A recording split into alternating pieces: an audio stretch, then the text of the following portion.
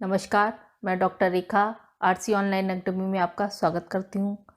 आज मैं आपको काव्य सौंदर्य जो है उसके कुछ पॉइंट होते हैं, तो उसमें से आज मैं एक या दो पॉइंट लूँगी। इससे पहले के वीडियो पे मैं आपको भाव सौंदर्य, नाद सौंदर्य और विचार सौंदर्य के बारे में डिटेल में बता चुकी हूँ।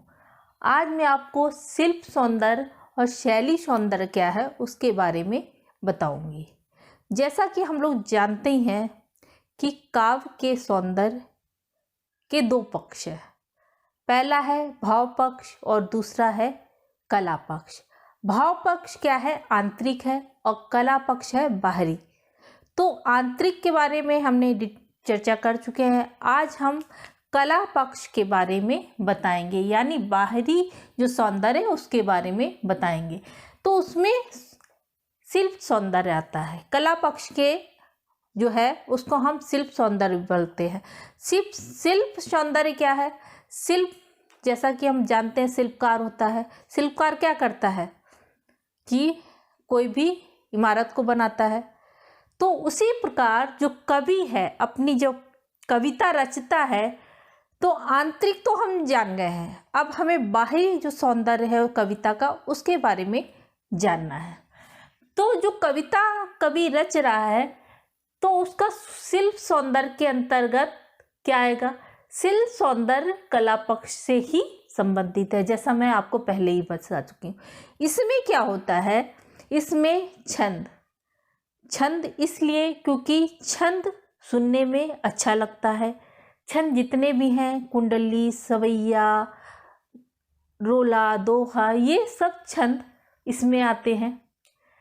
छंद में मात्राओं का बहुत अधिक विधान है, तो जो सुनने में बहुत ही अच्छा लगता है। उसके बाद आते हैं अलंकार। अलंकार हम लोग सभी जानते हैं। अलंकार क्या होता है भाई? किसी स्त्री की शोभा बढ़ाने के लिए हम क्या करते हैं? उसको आभूषण, वस्त्रों से सुसज्जित करते हैं। ठीक उसी प्रकार काव्य की शोभा बढ़ाने के लिए हम लोग क्या करते हैं? अलंकारों का प्रयोग करते हैं। उत्प्रेक्षा, यमक, ये सब अलंकार होते हैं। उसके बाद आता है गुण। गुण क्या है? गुण है हमारे, जैसा कि हम लोग जानते हैं, ओज, प्रसाद, माधुर्य, ये गुण होते हैं। उसके बाद भाषा, मतलब जो कविता या काव्यांश दिया गया है उसकी भाषा कैसी है।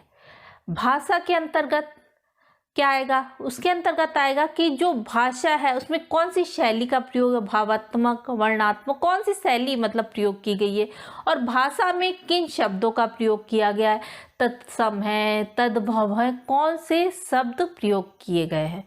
और भाषा कैसी है, मतलब भाषा खड़ी बोली है, ब्रजभाषी बोली है, कौन सी बोली है, वह सब हमें लिखनी होती है। शब्दावली में हम लिख सकते हैं कौन से शब्दों का प्रयोग है, तत्सम, तद्भव, ये सब भाषा के अंतर्गत आता है। भाषा शैली शिल्प शैली के या शिल्प सौंदर्य के अंतर्गत ही आती है।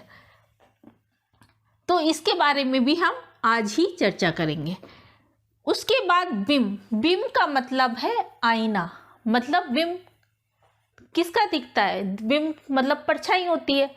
तो बिंब मतलब आईना, मतलब जैसे कवि जो कविता करता है, तो कविता जब हम पढ़ते हैं या सुनते हैं, तो वह पढ़ते या सुनते समय वह दृश्य मेरे हम लोग के आंखों के सामने आ जाना चाहिए, तो वह बिंब है।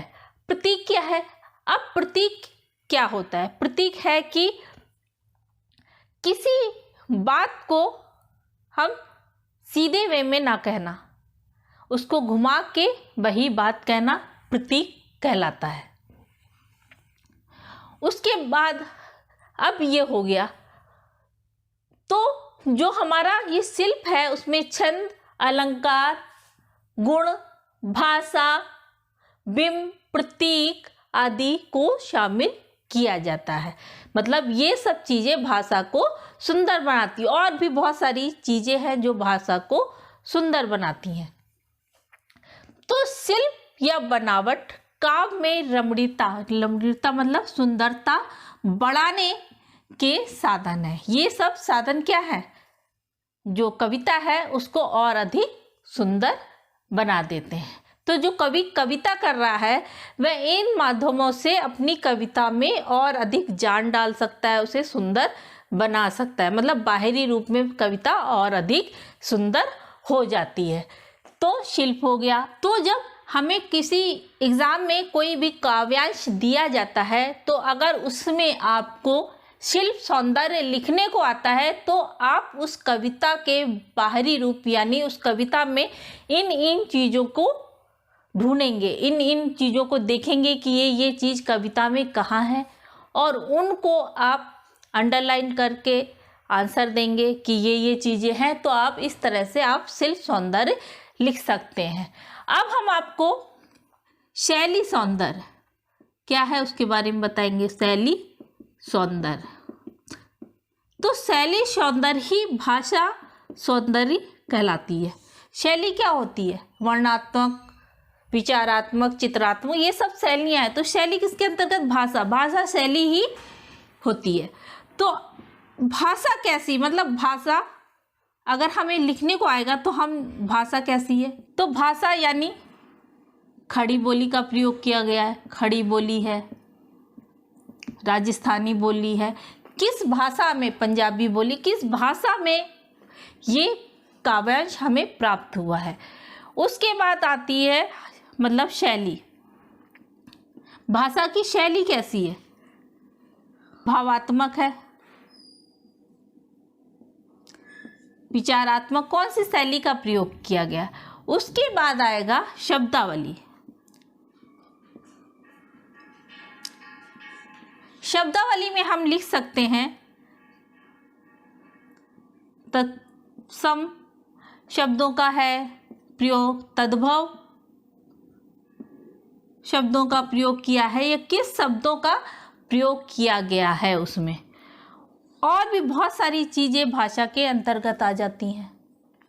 तो इस तरह हम भाषा शैली लिख सकते हैं। तुकान शब्दों का प्रयोग, तुकान शब्दों का प्रयोग, ऐसे पॉइंट डाल के हम उसकी शैली को डिफाइन कर सकते हैं। जितना भी है भाषा के अंतर्गत चीज़ें आती हैं वह सब हम एक एक पॉइंट में करके शैली लिख सकते हैं।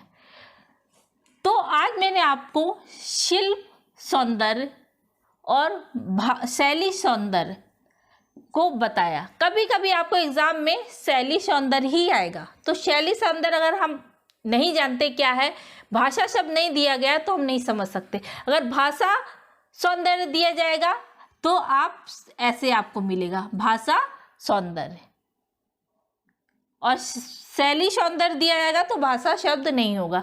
तो आप इस तरह से शिल्प सौंदर्य और भाषा सौंदर्य को लिख सकते हैं।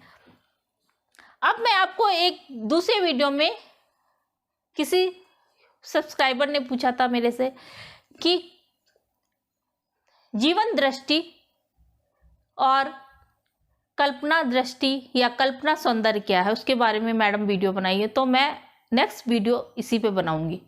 तो अगर आपको हमारा ये वीडियो पसंद आया है तो हमारे चैनल को सब्सक्राइब करें, वीडियो को लाइक करना ना भूलें। नमस्कार।